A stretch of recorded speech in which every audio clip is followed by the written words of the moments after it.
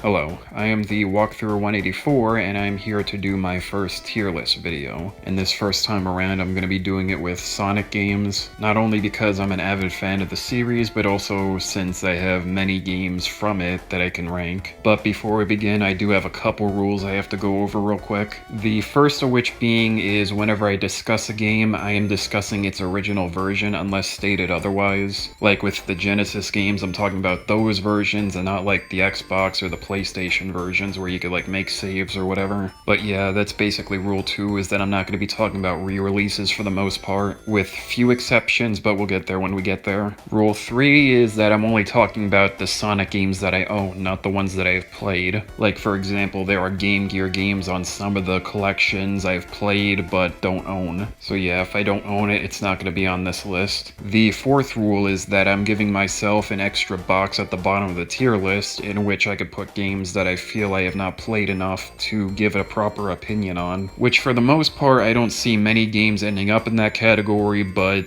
there will be some. And now we have the fifth and final rule, which is just simply we are going to be doing this in release order. So yeah, with that all out of the way, let's get this started. Actually, scratch that. One last thing I need to go over is that some of these games I have done reviews for, which I will point out on the games that I have done so, and I will put the links to them in the description. And I'm only telling you guys this because there might be some games where I skimp out on saying stuff about it, since there's already something available that goes into much more detail about that particular game. But now with that out of the way, let's actually start this thing.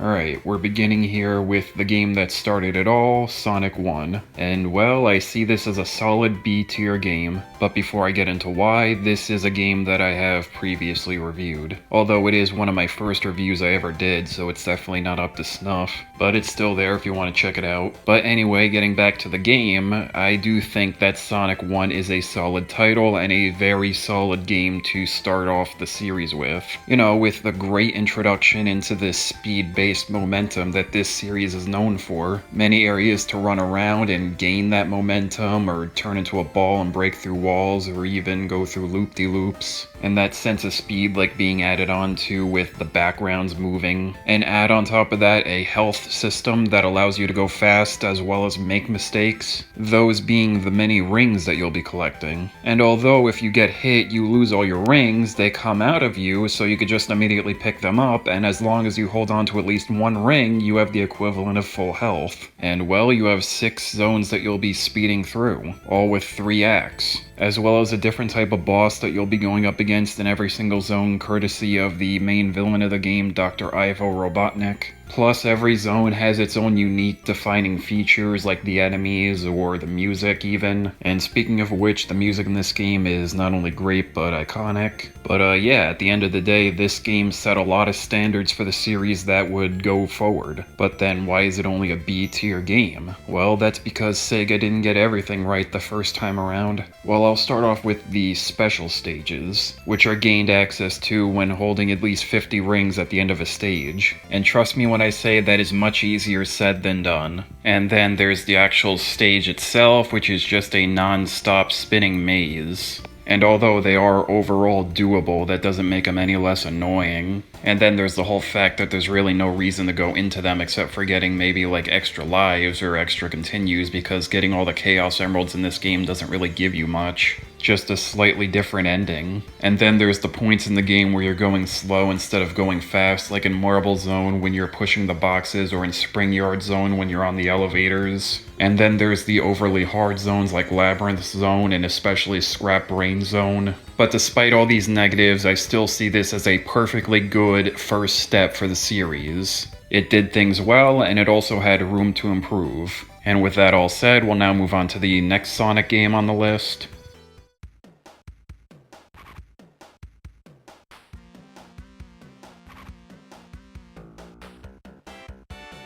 Yeah, no, you did not just missee that. This game, in my opinion, is a D tier game at best. Now, why exactly is this? Well, I do have a 20-minute review of this game that tells you all the things that I hate about it, and all those points I'm going to try and sum up here. But the two biggest ones for me is always going to be that this game is too long and too hard. Way too many zones that just feel like they drag on for way too long, and way too many cheap ways to die. Seriously, there's always some sort of bullshit that's around the corner that's going to end up killing you, or something you're just not going to be ready for. Then there's the special stages. Don't even get me started on these things. Like how, yes, technically it's better that they're connected to the checkpoints, how to get to them, but now the checkpoints are like hidden away for regular play. Then there's the special stage itself, the half pipe, which is just way too hard because you can never tell what's coming up, and once it's already here, it's too late. I always loathed these things. Then there's other bullshit like the final boss being a two-parter,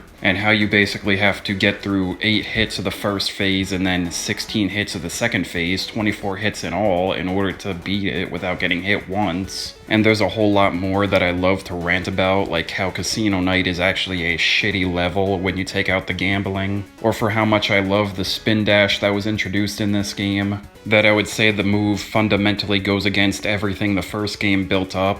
But again, I already said my piece with this game when I reviewed it, so I'll just move on to the positives of this game. The graphics have slightly improved, the music is good, but that's obvious. Like I said, Sonic gets a new ability in this game, which is the Spin Dash, which is a great addition. Some of the zones are actually tolerable, like Chemical Plant or Aquatic Ruin or Hilltop Zone. Sonic gets a new sidekick, this being Tails the Fox, going on to become one of the best characters in the series. And finally, when collecting the now 7 Chaos Emeralds, you become Super Sonic, finally giving you an actual good reason to go after them. And well, that's really all I want to say about this game. So now we'll move on to my next one here.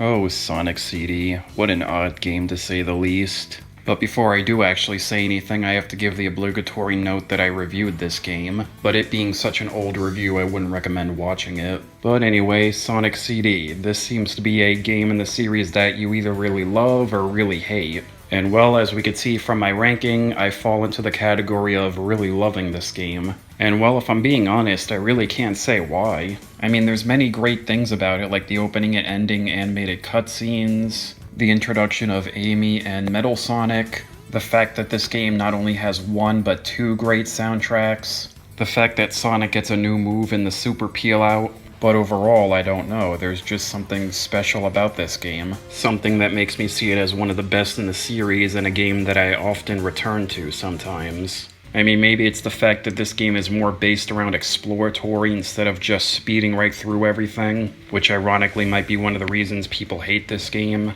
I mean, the bosses in this game are unique as they're not just about hitting them 8 times, instead like hitting them like 2 or 3 times or trying to get through like a pinball maze, which again can be something people hate because they can be quite lengthy or too easy. Then there's the special stages, which really show off like the power of the Sega CD, as you control Sonic in this, well, like 2.5D space trying to take out the UFOs. And I really love these things even though they are way too easy. I guess another negative thing about this game people don't like is that you're getting the time stones instead of the Chaos Emeralds. And because of that, there's no Super Sonic, and you're basically back to Sonic 1 where the only difference really is the ending. And then there's the major gimmick of this game, which is time travel, where you pass by these posts that say future or past, and then if you keep your speed up for long enough, you end up going to the future or past, with there being one version of the past and 2 versions of the future, good future where Robotnik didn't win, and the bad future where he did win.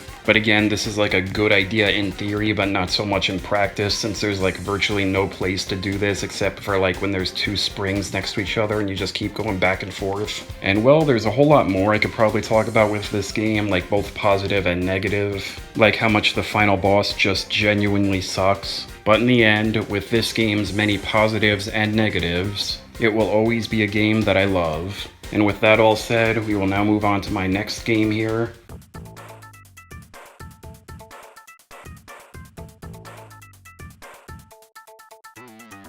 This game sucks, and that's really all I gotta say about this one. But seriously, I think when I reviewed this game I referred to it as frustration incarnate, and as a game I really want to like, but I just can't. Because truly, playing a pinball game where Sonic is the ball is like a golden idea, where you'd be able to control him when you hit him with the flippers or maybe do like small platforming segments. But no, instead we get a game that has very little of the platforming and a ball you just straight up can't control. And again, this game is not as fun as it should be, it's just pure frustration. And that's just always going to be the thing I think of when it comes to this game. So much to the point that I really have nothing else to talk about with this game. It's just an annoying game to play, whether it be because of the control you have when as a ball being flung around everywhere, or because of how the level is designed. Like, I'm always reminded of that stupid part in the second level where you need to hit the top of the Clucks at like their highest peak of flying in order to get into the tube.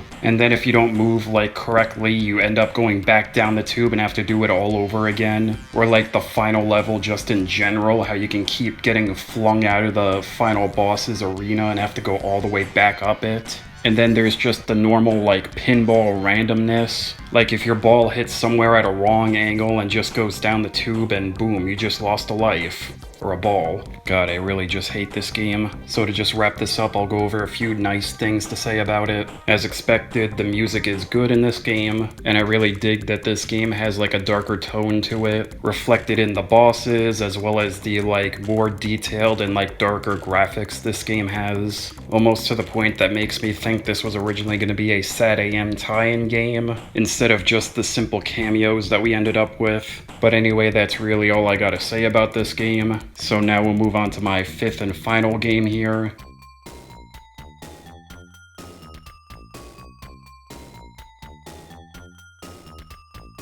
If I'm being honest, I really don't have much to say about this game either. Or at least on par with as much as I said in my review of this game. But yeah, Mean Bean Machine, one of the few Sonic games without Sonic actually in it, and I believe the only Sonic game based off of one of the cartoons like directly. And I mean, overall this is a solid game. It gets the feel and like look of the cartoon really well as having greatly like intense music for when you're playing the actual game. And although I do like this game, the issue for me at least is that it's just simply a puzzle game.